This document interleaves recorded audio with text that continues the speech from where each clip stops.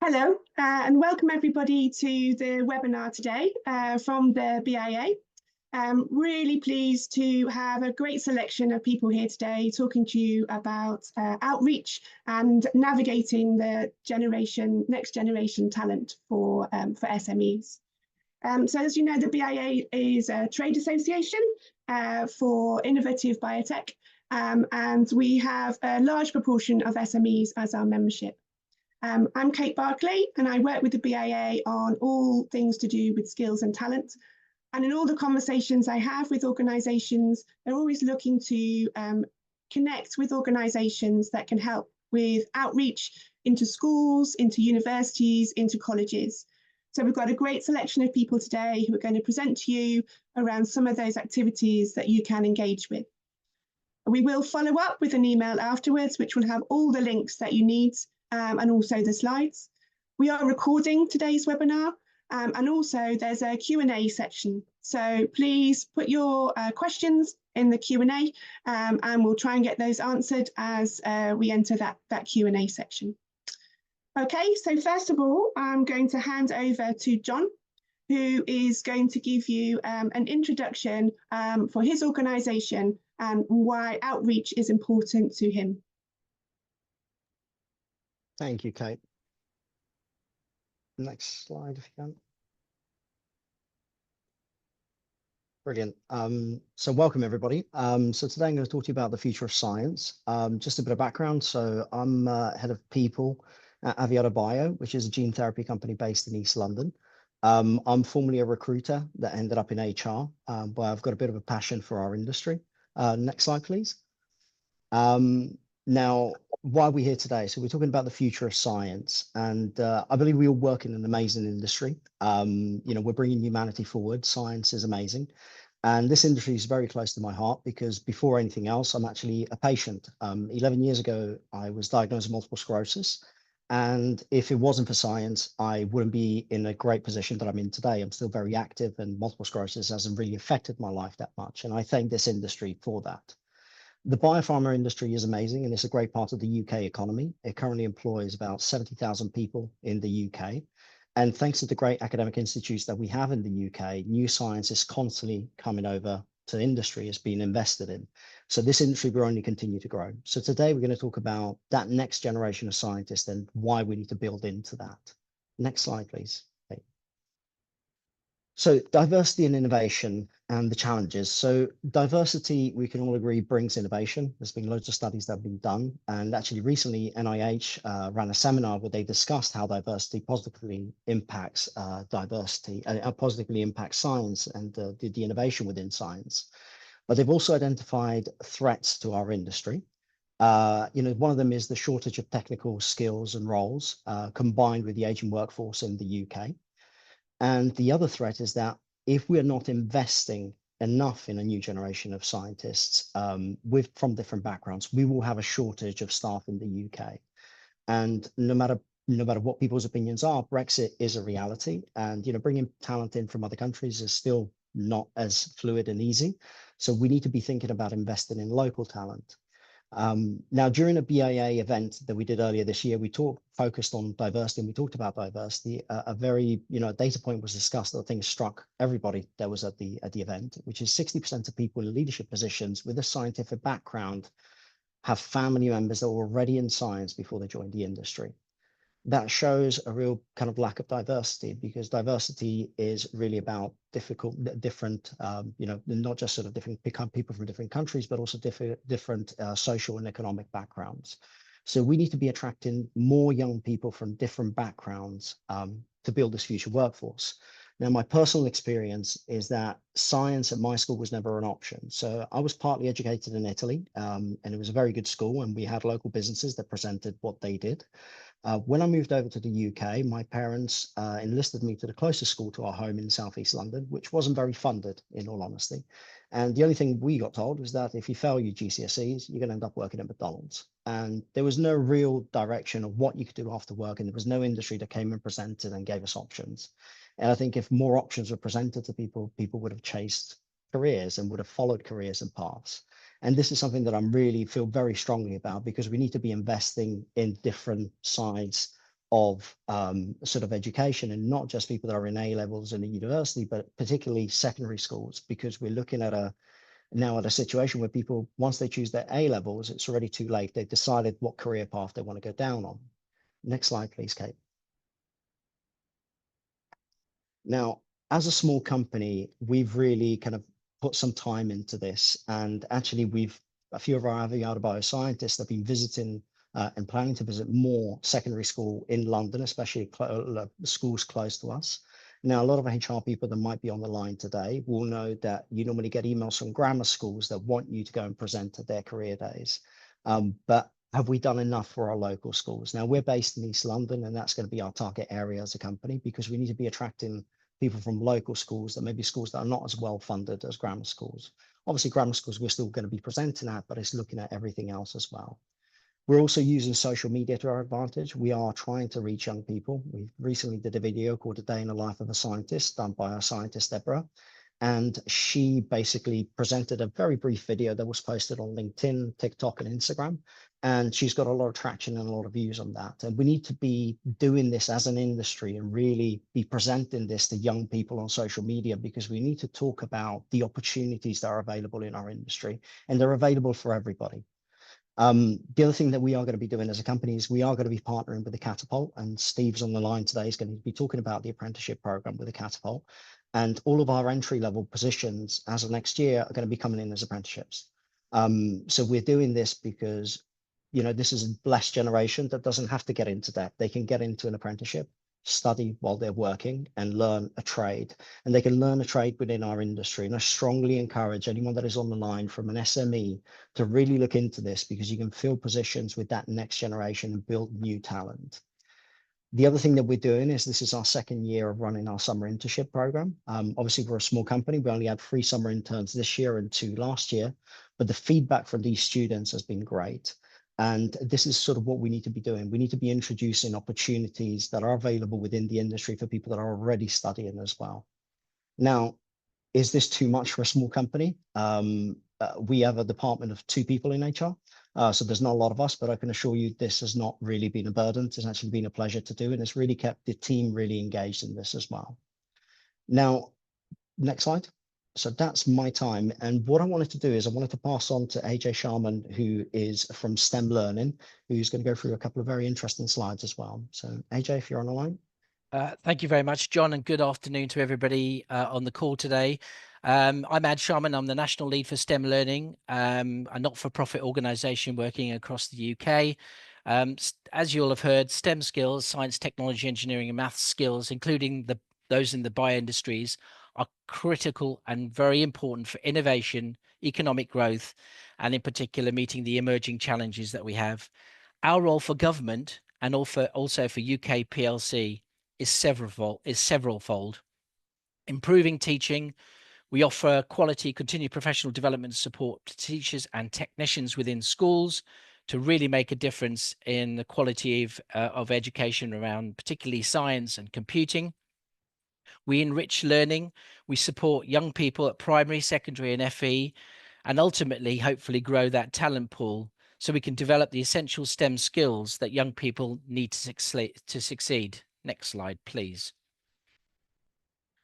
Many of the world's biggest challenges, I'm sure you're all aware, from healthcare to climate change, depends on advancements in STEM.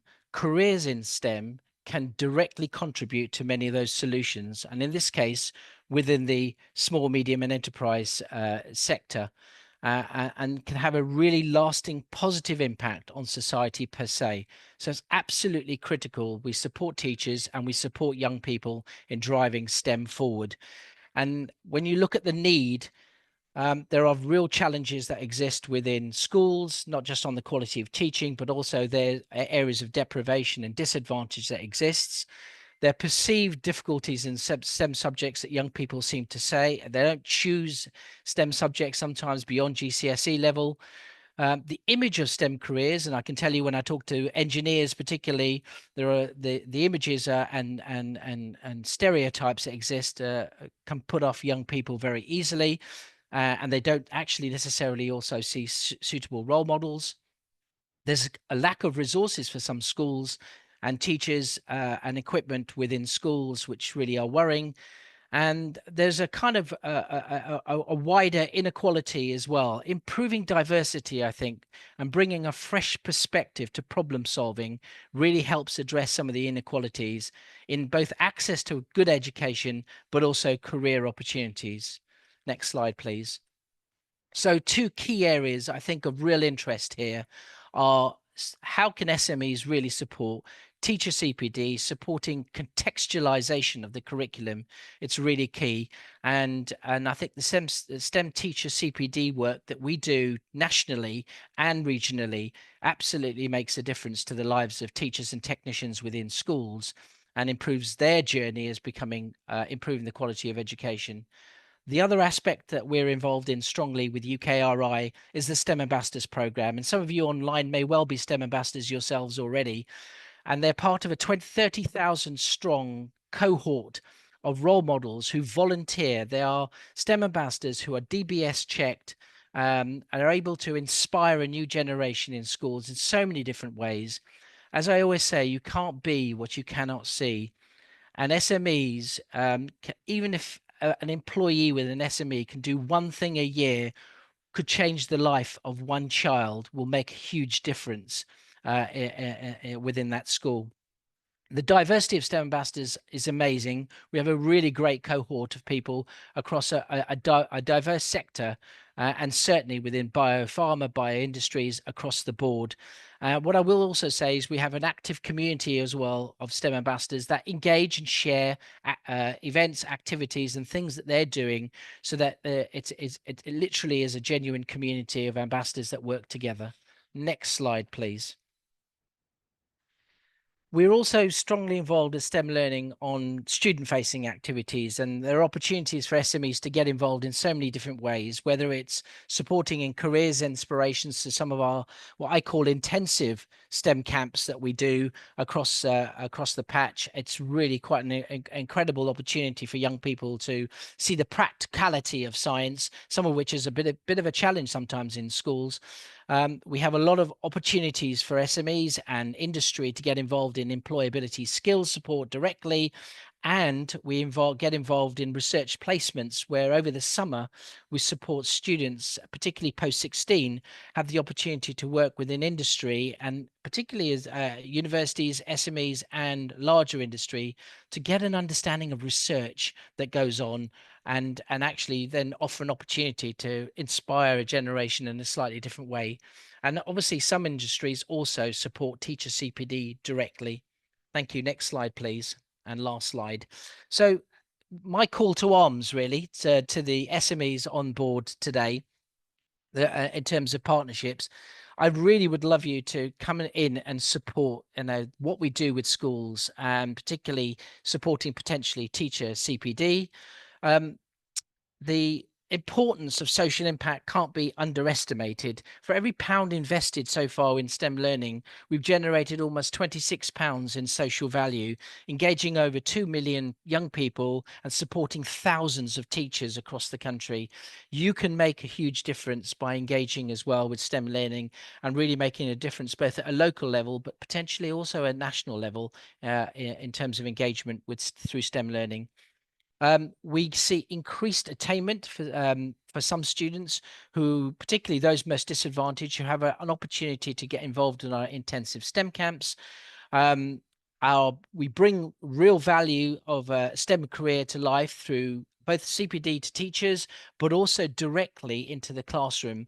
And what is really interesting is many of our STEM ambassadors who come from quite a diverse background are able to both engage face-to-face, but also virtually too. So come on board. And that leads me on beautifully to the opportunities for staff within the SME sector to think about how they can really be involved. As I said to you earlier on, you cannot be what you cannot see, and meeting a real role model really can change lives and inspire a new generation. So I just want to say my call to arms to you is to join this army of STEM volunteers within the bioindustries and help this issue around workforce skills. And the bioindustries are really important workforce skills matters that we need to ensure for economic prosperity. So thank you. Thank you, AJ. That was fantastic. So yes, I would like to now introduce Steve Stewart from the Cell and Gene Therapy Catapult, who would go through his slides as well. So next slide, please. Thanks, John. Really appreciate you inviting me to this meeting today. I think what you've just said and what AJ's just said really resonate with me. I'm a STEM ambassador. Can't recommend that enough to everybody on the call. But thinking back to why I'm so passionate about this, I similar to John, I went to a school where we didn't have a careers advisor. We certainly didn't have any companies coming into schools. Real lack of role models, so I couldn't really see what I wanted to be in the future. So I ended up at 18 on the dole, which was quite an experience, signing on for the first time. And I promised myself that I'd try and support people throughout my career journey, and I always try and go back and do something with schools to try and help out as much as I can. So I'll talk you through a little bit about what we've done with our advanced therapies apprenticeship community, and then what we've done to try and attract people from different schools across the UK. So if you could move me on a slide, please. Brilliant. So I'm head of skills at Cell and Gene Therapy Catapult, and we look after the advanced therapies apprenticeship community, which I'm delighted that John's going to take part in that this year, which is great. We kind of act as the glue between apprentices, employers, and training providers. So we build the apprentice program. We find the best possible providers out there. We try to get a cohort of apprentices signed up from small businesses across the UK. And the benefit of that is they go through that journey together, and it gives them a peer group that they can work with and they can network with. We attract people to the scheme, so I'll come on to that in a little bit. We help companies recruit. We help people manage the apprentices while they're on program, because we recognise that line managing people, certainly early talent people coming into their organisations for the first time, is a really new challenge, difficult challenge, but rewarding challenge for managers. We provide additional training and events. So apprenticeships are great because they're generally really broad and give people that great set of transferable skills for the future. But sometimes companies in our sector want a little bit more in terms of depth. So we'll do lunch and learns. We'll put together site visits. We'll get some experts to come and speak to apprentice groups. We've even got a few modules that apprentices can do to give them a high level of understanding. And then we also help with offboarding as well, because obviously in our sector, working with smaller businesses, things aren't guaranteed, and you commit to a 4-year apprenticeship, and 2-3 years down the line that landing role might not be there. So we work with companies to make sure that each apprentice who does an apprenticeship has that opportunity to offboard either at the company that they've started with, or we'll use the power of the network to help people offboard. So you can see some of the stats there. We've 361 apprentices, we've got 59 employers, and we're starting now to get the completions through, which is great. So we've got a proof of concept. So when I started looking after this program, it's absolutely fantastic, but I realized that we weren't really getting that throughput in terms of candidates applying for roles. And for me, it was just gobsmacking. I'm not a scientist, and I think that the things that you guys do are absolutely fantastic. They're amazing, but it wasn't reflected in the number of people that were applying for the vacancies. So put together a little program of activity to try and get people to hear about the sector and to engage with the sector. So if you just move me on a slide, please. So what I've tried to do is kind of break it down. We've only got a small team at the Catapult. So what I've tried to do at the start is really enthuse people. So this is people really early on in their journey. So anywhere from kind of 9, 10, 11, 12 years old. And for me, that enthused bit is just making science fun, making people realize that there could be a career at the end of it, but it's really enjoyable and it's something I want to keep doing. And it's something I should take at my options. And, really at that age, it's just collaboration's the key for us. I think if we all work together, and it's great to hear what different people are doing. I'm really looking forward to what Ivan's doing with resilience, but we can all work together and collaborate. And for me at that age, it's just making people aware that science is fun. It's great, and you can do some amazing things with it. And then further on, as people start moving through their own journey and they get to doing their options and doing the GCSEs and doing the A levels, you can start to attract people to certain roles. You can start to go out as an employer and start to engage people. But some of the things we've done, we've used some third parties to help us get the message out. So I wanted to get the message out about these amazing careers in science to as many people as possible. So some of the big organizations out there we buy space with on behalf of the community. So we'll advertise as Advanced Therapies Apprenticeship Community. So we've got space with the TAC, with UCAS, with Rate My Apprenticeship, Apprenticeship Guide, Not Going to Uni. And they've got massive outreach, big social media channels. They can reach lots and lots of different people. But we've also gone in with some organisations that can help us reach, to get to some of the hard to reach communities. So Uptree helped us run a programme that got to schools that had a high percentage of free school meals. Young professionals have helped with different social media channels that we wouldn't have access to really get through to a younger generation. Same with youth employment. And then within our team, we've done some activities like industrial cadets, which was absolutely fantastic. We met a group of 6 people from a local school. They were interested in science, but didn't really know where to take their career. And we did a little project with them. And there was site visits, and we worked together on a real life situation, and they come up with a solution. And there was a kind of finals at the end of it where our team got best teamwork, which I was really proud of. But it was a great way to introduce people to science, to potential careers in science, and to your organisation as well. And then through the STEM ambassador piece, and we've done school careers fairs and further education, higher education fairs, and the kind of bigger science festivals.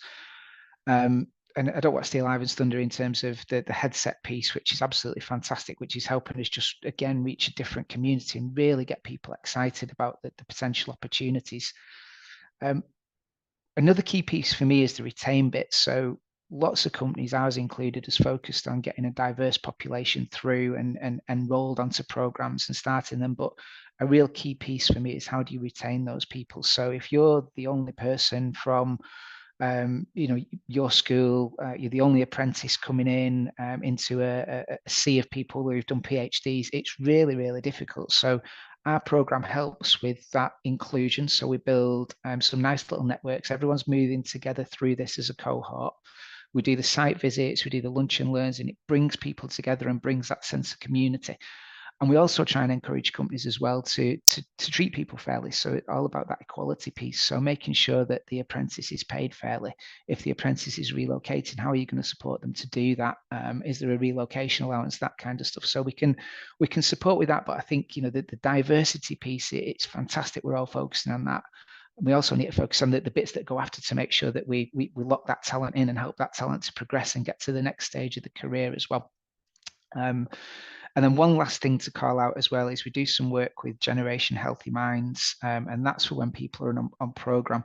And this is just, it's to that inclusion and inclusion piece really of helping people to get used to that working for the first time, being in that environment with different people. How do you, we do different modules like it's okay to not be okay, and where to ask for help from, mental well-being. We even do pieces on nutrition as well. If people are moving out of the house for the first time, are they eating properly? Have they got the right routines in place? So we just try and help with some of that wraparound support as well as the technical support as well. So lots of stuff going on. This is how you engage with us. So there's these links will go out as Kate said, but there's the link to the mailbox, link to me. We've also entered the brave new world of TikTok, which has been some fantastic reverse mentoring for me from the apprentices, because it was very new to me. So they've helped me with it. So please take a look at that. Take a look at our Instagram and get in touch with me if you would like any more information. So with that, I'll hand back to our very new customer, John. Brilliant. Thank you, Steve. Appreciate it. So next slide, Kate, if we can. I saw questions starting to come through in the Q&A box. If I can ask you all to sort of mention who you're directing the question to on the panel, and we're going to be answering those questions at the end in the Q&A section. So next, I want to introduce Ivan Wall from Resilience, who's going to be taking us through slides. Brilliant. Thank you very much. So yes, I'm Ivan Wall. I'm a co-director of Resilience and a professor at the University of Birmingham. So Resilience is the UK's Medicines Manufacturing Skills Centre of Excellence. We're funded by government through Department for Science, Innovation and Technology, and specifically the Office for Life Sciences. And they are very focused and committed to building a skills base in the UK, so that we can drive forward medicines manufacturing as we go into the next sort of 10 years or so. Next slide, please. So resilience is a front door for industry to access a national network of workforce development initiatives. So that includes skills and training programs. So if you're an SME and you have employees that you want to send on these programs, that is an option. Equally, then outreach is something very important in what we're doing, and building the talent pipeline. Very cognizant of the fact that actually the whole sort of medicines manufacturing sector, I think we're seeing, you know, in the next 10 years, a large number of people will be coming through the retirement age, and we need to have a talent pipeline coming through, youngsters being inspired at school now so that they can actually come into entry-level positions and then move through the ranks. So outreach is really important, and I'll talk a bit about what we've been doing with schools in a moment.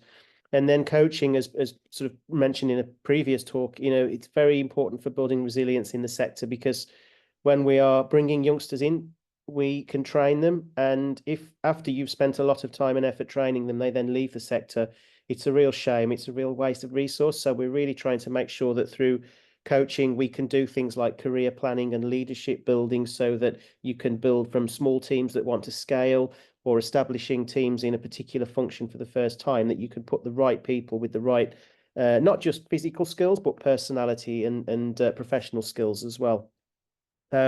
So a key thing about resilience is we're coordinating a number of training providers across the UK, so that we can standardise and quality benchmark in our training approaches and in our sort of outreach approaches as well. So we can sort of overcome this problem of, if you happen to go to a particular kind of school or university, you tend to get, you know, a lot of opportunity and a lot of sort of exposure, whereas if you go to others in other geographies, that perhaps you don't. So we're trying to address that with this standardization model, so that we can scale up what we do. And hopefully, if we can do that, we'll build this resilient, agile and adaptive workforce that can meet the future needs as we start to see more automation and digitalization starting to sort of take a hold within the sector. Next slide, please.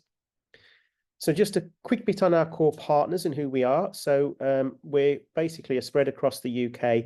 There's a sort of spine, so Heriot Watt and IBOIC up in Edinburgh, and then Teesside, and then Brightest in Manchester, University of Birmingham, and then UCL. So we're the sort of core partners within this consortium.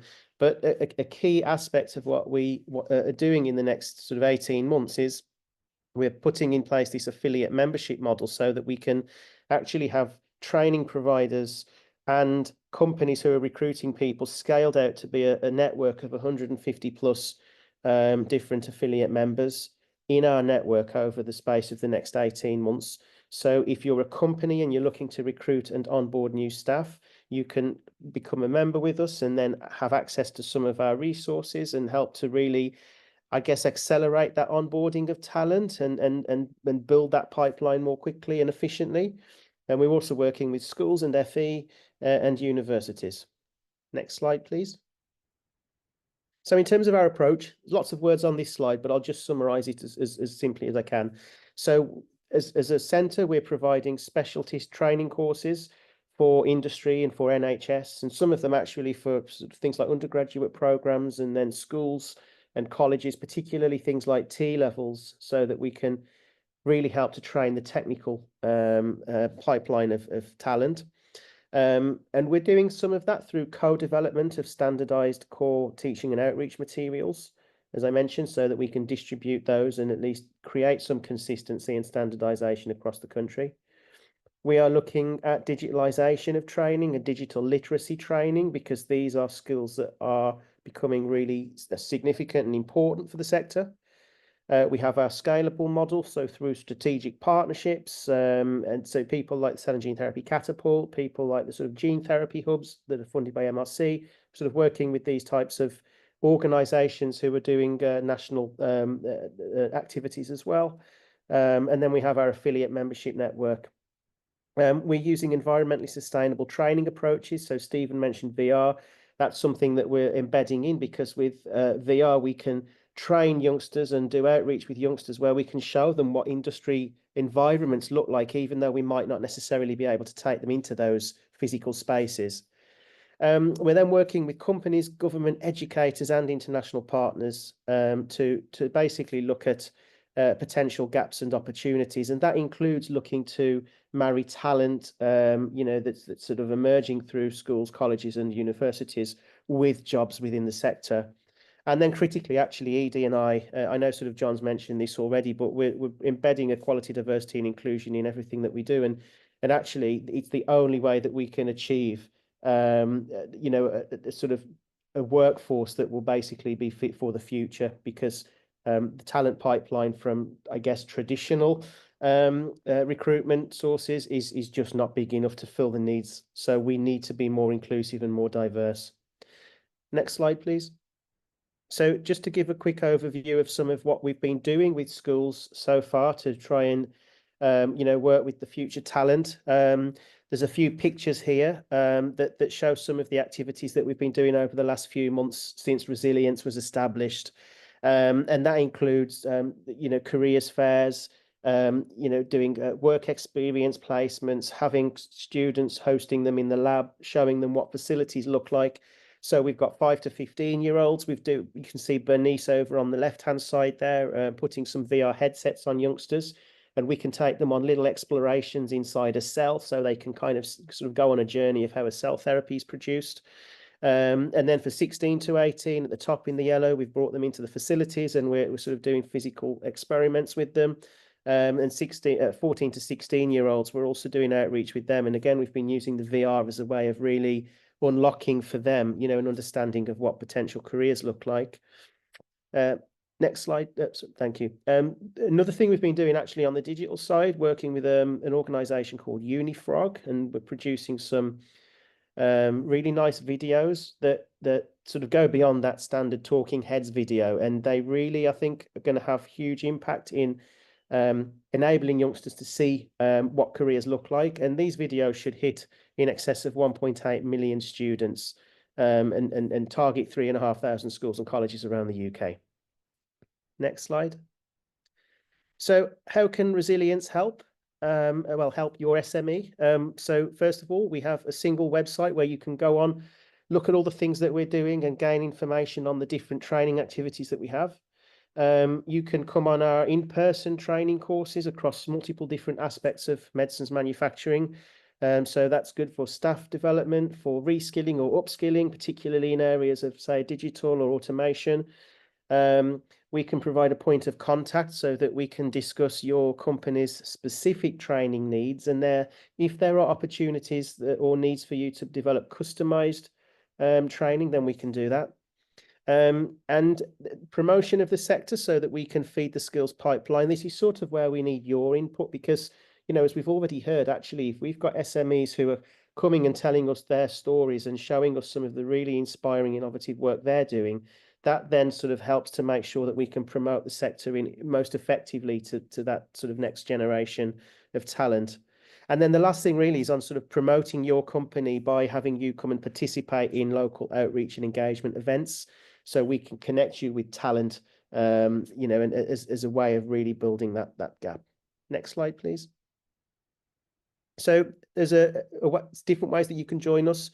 Membership models. So as a standard member, you can join us for free, and that basically just gives you access to the network, access to advice and guidance.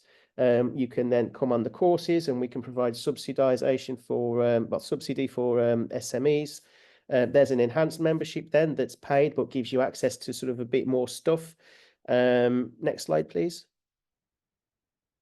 And in terms of connecting with us, you can reach us either through the website and go and see what we're up to. Contact us on the info at number on the website, and then also follow us on LinkedIn. So we're very active. I think daily we're posting on LinkedIn and engaging with the community. Or you can go the old-fashioned non-digital route and just speak to one of us. We're always happy to do that, and we'll be at Bioprocess UK, just in case anyone wants to come up and see us on our stand. So thank you, John. Brilliant. Thank you, Ivan. So next, we're going to have Ian Cooper from Speakers for Schools to present sort of options on what we can do with schools. So Ian, I'm not sure if you're there. Can you hear me? Brilliant. Thanks, John. And Thanks to AJ, Stephen and Ivan. It's really nice to be involved in a panel where everybody is so aligned in supporting young people and giving them the options that really will help them fulfill their potential. Next slide, please, Kate. So my name's Ian, as John said, from Speakers for Schools. And just to give you a little bit of context, my background is teaching and educational quality assurance. So Speakers for Schools are the largest social mobility charity in the UK. We were founded in 2010 by Robert Peston, ITV's political editor. And it is our mission to level the educational playing field by offering young people in state-funded schools or any state-funded educational organisation access to fantastic opportunities. We are fortunate enough to be fully funded, so this is offered to state-funded educational organisations essentially free of charge. So next slide, please. So for me, I do love a stat and I do love impact. So one of the first slides I just wanted to go through is our reach and how we support schools, colleges and educational providers across the UK. So you can see from there, we've got over 2,000 schools in the UK. So that does include England, Scotland, Wales and Northern Ireland. We have just over 1,600 speakers, which I'll go into later on. And we have over 350 employer partners. And employer partners range from sole traders to a range of SMEs to nationwide companies to global brands. So next slide, please. So the first part of Speakers for Schools is our inspirational talks. Now, our inspirational talks began in our inception in 2010, and essentially they are built into two main sides of things. So number one is our speaker program. So our 1,600 eminent individuals from a range of industries, and they can range from anything from engineering to explorers, every single industry you can probably think of. Hopefully we're fortunate enough to have a speaker. So as I said, we're a charity, and it's the speakers' main aim. They donate their time and they donate their travel, and they donate at least one talk per year. So essentially we work with speakers and we work with schools to match those speakers out.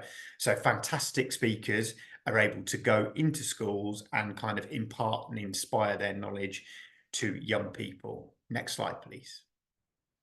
So the second side of our inspirational program is our industry spotlight talks are our broadcasts. So our broadcasts run throughout the academic year. They don't run in half term, but they run throughout the academic year. And you can see the impact within the slide.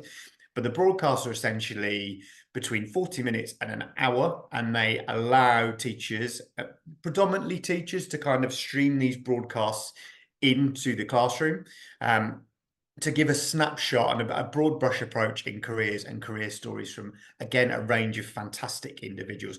And you guys as SMEs, this is something we're always looking to diversify our broadcasts and what we offer. So just so you're aware, we have grown exponentially. So in 2020, we had 8 in our staffing team, and we were able to, it's a very strange turn of phrase, but I'm going to use it anyway. We're able to positively pivot on the pandemic to really increase our reach and impact with young people. And now we sit around about a team of 120. So you can imagine that's huge growth within that time. So with regards to our inspirational broadcasts, they can be anything from a panel discussion, such as this, to just a presentation. And you can have a look at these. And I've put some links in, which will come once the slides are kind of sent across to you guys, and they're split into live broadcasts. So everything we do is live. However, we record the majority, if not all of those, and they are all timestamped. So please feel free to have a look at those in your leisure. Next slide, please. So the second side of things we do, so just to recap very quickly, our inspiration side of things is our speakers going into school, so matching one school or college and one speaker. Our broadcasts are for multiple, and they are done virtually, and they're between 45 minutes and an hour, and definitely something that if you would like to, you could be available to do that, and that's something we welcome a conversation with. So the second side is our work experience. Now, our work experience program started in 2016. Now, I used to work in colleges and independent training providers, and work experience was mandatory within our study programs, and it is something that sometimes can be pigeonholed. So, for example, my background is sport. So with regards to that, if a young person was doing a level 2 or a level 3 qualification in sport, obviously they want to do work experience in sport, but that's absolutely not the case for the majority of young people within that. So for me, it's really about offering young people, regardless of what course they're doing, because people's minds change all the time, and we really want to be able to offer a real good range and breadth of fantastic careers that are available. So we look to offer within our work experience program, which as said has been going since 2016, a variety of fantastic opportunities. And this ranges all the way from working with fantastic companies such as Boots, Kainos, Virgin Atlantic we've worked with prior to this, to offer fantastic opportunities, but it goes all the way down to SMEs and sole traders, because we recognise it's not a one-size-fits-all approach. Next slide, please, Kate. And so around about 17, 18 months ago, when Nick, our new CEO, came on board, we looked at changing how we do it rather than our why. Our why remains the same, our how is different. So over the last kind of year or so, our focus has gone to meaningful placements. Now, those placements don't need to be the kind of 3 to 5 day blocks. They can be utilized, especially for SMEs, because I recognize your time and resource sometimes is precious. They range from 3 to 5 day blocks, but they can also be a different choice in frequency. So it can be day 1 can be planned in 1 week, day 2, 2 weeks, day 3, week 3. So there's a variety of things we can do, and we can also bulk together different companies as long as the work experience links to do a variety of placements. So you might have company 1 doing day 1, company 2 doing day 2, and day 3. So we link those together, and that's what we're looking to do at the moment. We work with both virtual, face-to-face, and hybrid. There is a lot of preconceived reticence for me around virtual work experience. So next slide, please, Kate, which is why I wanted to kind of discuss that in terms of the benefits for you guys. Coming from a background in education and having been in education a long time, working with very hard to reach young people to students that were fortunate enough to go to college to do a level 3, a level 4 program, I've seen, and working in remote learning, working across the UK, the benefit of virtual. Of course, face-to-face has its place and it will always remain important where possible. However, to have that reach, to have that impact, and to ensure all young people have that opportunity, for me, there is a lot of reasons why virtual is something that is relatively easy to do, relatively easy to set up, and we provide that additional support, and you also have the impact. From my role as National Head of Business Development, I've also been involved in hosting placements, supporting companies, and making sure that everything that's offered is of the highest quality, and it also meets the Gatsby benchmarks from there. So I completely appreciate there's some reticence around virtual, but having seen it myself and having been involved now with Speakers for Schools for the last 3.5 years, and prior to that working in kind of remote learning, where virtual learning is imperative, virtual absolutely can have a fantastic impact on young people's lives. Next slide, please, Kate. So this gives you an idea in terms of what our reach and impact was for academic year 22-23. So you can see here, really good figure I want to take you to is to our placements attended was just under 63,000, and our attendance rate was 72%. I'm going to take you back 1 year. Our placements attended was actually 60,000, and 1 year prior to that, our attendance rate was actually 41%. So that really goes to show how we deepen our relationships with schools and educators, and the quality of placements we offer are something that are attractive to young people. We have a large team of education relationship managers who are based throughout the UK, whose role it is to go into to work with schools, colleges, and any state-funded education providers to ensure that the teachers, the students understand what we are, understand the benefit to their students, and understand the impact it can have on our students. So I just want you to kind of just spend just 10 seconds looking through that.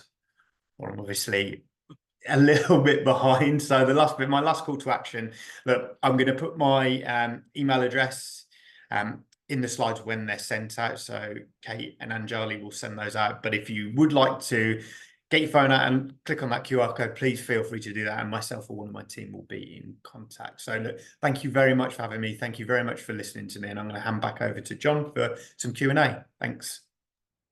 Awesome. Thank you very much, Ian. Appreciate it. So yeah, we're going to move on to our Q&A section. So if I could ask you to put your questions in the Q&A box and just make sure you tell us who you're directing the question to. I think if I can get the speakers to turn the video on as well. So I've got a question from Bradley. Bradley, who is the question directed to? If you can just specify.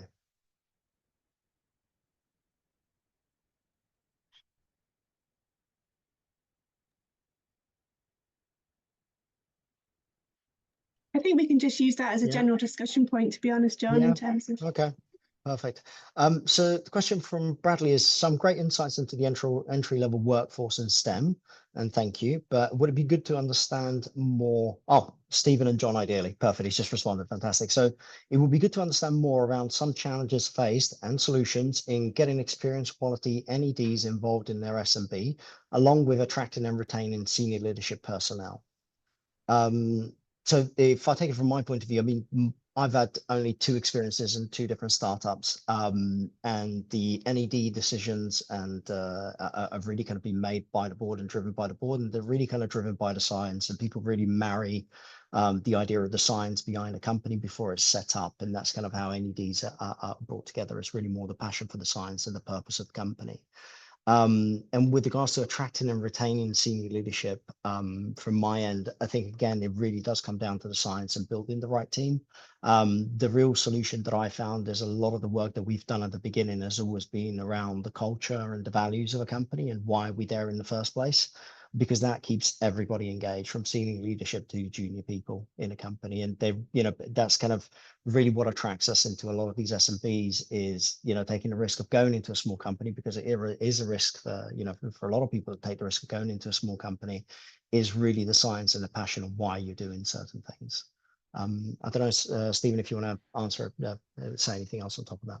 Yeah, no, you covered it really well. I think the only other piece would be a shameless plug for apprenticeships. We're just about to launch another round of manager apprenticeships. So that's everything from first line leader through to chartered manager, which is degree level. And we're looking at leadership as well. So that could be a really useful way for people who have kind of fallen into management after being a deep specialist somewhere else. That could be a really nice way to help them on the journey and increase retention as well. So happy to speak about that offline. Brilliant. We've also got a question around sort of the stats. So we've had lots of stats on impact today. So I wondered if we could just kind of go around the speakers and just talk about, so what's the one thing that an SME can do that would have the most impact?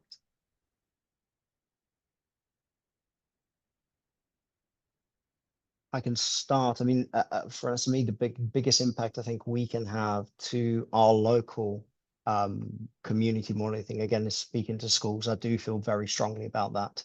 We need to build the next generation of scientists, and we need to be talking about science. And it's, again, very similar to what AJ was saying and the rest were saying, is really kind of the impact and having that role model. And you can only build role model if you go and meet the next generation. So we need to be doing more with local schools is my view. Yeah, and if I can add to that, John, I think a simple impact will be become a STEM ambassador. I always say, from the SME world, and I used to be as a biochemist myself and the director of a former biotechnology company, if you can do one thing a year, you will make a huge difference to the life of one school or even one child, and that one child could be significant in your local area. So my real impact, Kate, would be to become a STEM ambassador and just kind of engage to start with, and then see how things go, and employees can make a real difference to the lives of so many young people.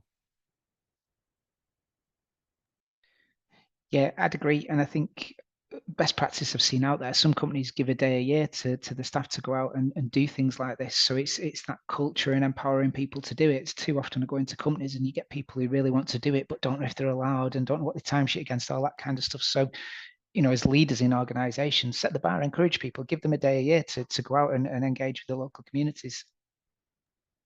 And I'm guessing, Ian, that you would say that in terms of being able to just contribute that one talk a year. Yeah, I think for me the key thing here is visibility, and it's just touching on what everybody else has said. There was a a report that came out from Ofsted, I think about this time last year, on careers advice and guidance. And I can't believe we're sat here in 2024 and the knowledge around apprenticeships, both from teachers, not necessarily their fault, and students is worryingly poor. So making yourself available and visible, like you said, like AJ said, one sentence, right, can change a young person's life. It certainly happened to me. So yeah, visibility is my one. And Kate, if I could just add that I think, Ian's quite right, but let's not forget that teachers have the greatest cascade ever in schools. So it isn't just about engaging with a young person. It's an opportunity to engage with the teacher and contextualize that curriculum really well. And that can have a huge impact and huge cascade within the quality of teaching as well. And for those SMEs, slightly larger SMEs, if that makes any sense, there's an opportunity maybe to support local teachers as clusters as well in various ways. Yeah. We've had another question as well, and it's from Calvin. It says, firstly, I've really enjoyed the discussion, especially its focus on socioeconomic diversity. SMEs have a unique resource constraints relative to their MNC's counterparts. In order to maximize impact and outreach campaigns, despite these resource constraints, is it correct to believe that the key is to have a cooperation or a more personalized targeted campaign or otherwise?